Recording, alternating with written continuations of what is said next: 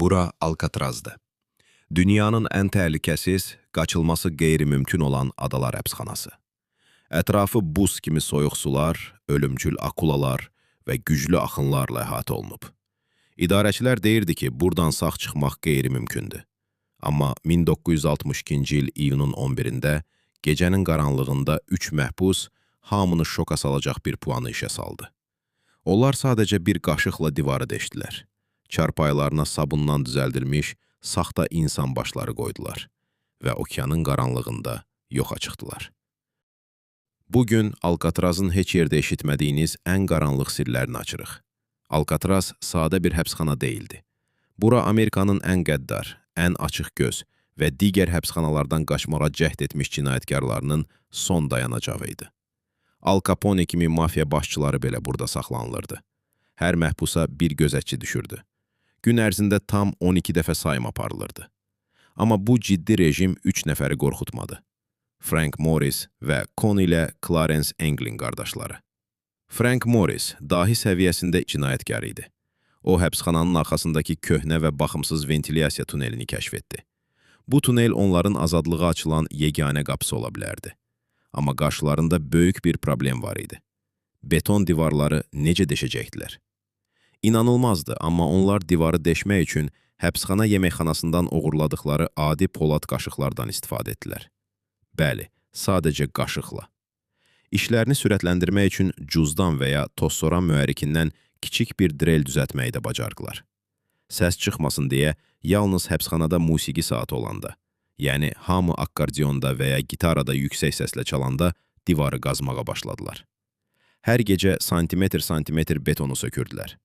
Çıxan tozları və daşları isə ciblərinə doldurub, gəzinti zamanı gizlicə həyətə tökürdülər. Deşikləri gizlətmək üçünsə rənglənmiş kartonlardan istifadə edirdilər. Gözətçilər hər gecə kameraların önündən keçirdi, amma heç biri kartonun arxasındakı o böyük deşiyi görmürdü. Qazıntı düz 6 ay çəkdi. Nəhayət, tunel hazır idi. Amma okeanı necə keçəcəkdilər? Morris bilirdi ki, gecə nəzarətçiləri yataqlara baxanda onların qaçdığını dərhal anlayacaqlar. Bunun üçün ağıllara sığmaz bir plan qurdular. Tualet kağızı, sabun, diş pastası və bərbərxanadan oğurladıkları real insan saçlarını birləşdirərək 3 ədəd saxta insan başı düzəltməyi bacardılar. Bu başları çarpayıya qoyub, üstlərini yorğanla elə örtdülər ki, uzaqdan baxanda elə bilirdin ki, məhbuslar rahatca yatır. Eyni zamanda həbsxanadan gizlicə topladıkları 50-dən xoş rezin yalışlığı, yəni plaşı bir-birinə yapışdıraraq gizli bir qayıq və xilasedici jiletlər hazırladılar. 11 iyun gecəsi gəlib çatdı. Kameraların işıqları söndü. 3 məhbus saxta başları yerinə qoyub deşikdən tunelə keçdilər. Dam vasitəsilə həbsxananın xaricinə, okean sahilinə düşdülər. Yarışlıqdan düzəltdikləri qayığı musiqi aləti ilə şişirdib, gecə saat 22:00-da özlərini San Francisco körfəzinin qaranlıq və dondurucu sularına buraxdılar. Və bir daha onları görən olmadı. Səhər saat 7:00. Gözətçi məhbusları oyatmaq üçün kameraya gəlir. Yataqdakı bədəni tərpədi və qəfildən çarpayıdan yerə sabundan düzəldilmiş saçlı bir baş düşür. Həbsxanada dəhşətli həyəcan siqnalı çalınır. Alkatraz tarixində ilk dəfə belə bir rəzalət yaşanırdı.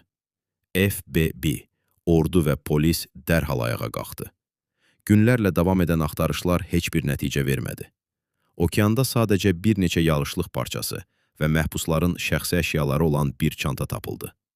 Dövlət rəsmiləri bəyan etdi ki, su çox soyuq idi, dalğalar güclü idi və onlar mütləq boğulublar. Amma bugünə qədər heç birinin cəsədi tapılmadı. 2013-cü ildə isə polisə şok bir məktub daxil oldu. Məktubda yazılmışdı. Mən Con Englinəm. Biz o gecə sağ qaldıq, amma mən artıq qocalmışam və xərçəngəm. Məni televiziyada düzgün müalicə edəcəyinizə söz versəniz, yerimi deyəcəm. FBI bu məktubun həqiqiliyini araşdırsa da, dəqiq bir cavab tapa bilmədi. Alkatraz bu qaçışdan qısa müddət sonra bir dəfəlik bağlandı. Bəs sizcə? Frank Morris və Englin qardaşları o dondurucu suyu keçib azadlığa qovuşdular, yoxsa okeanın dibinə qərq oldular? Fikirlərinizi mütləq şərh bölməsində yazın. Videonu bəyənməyi unutmayın. Növbəti sirli sənədli filmdə görüşənədək.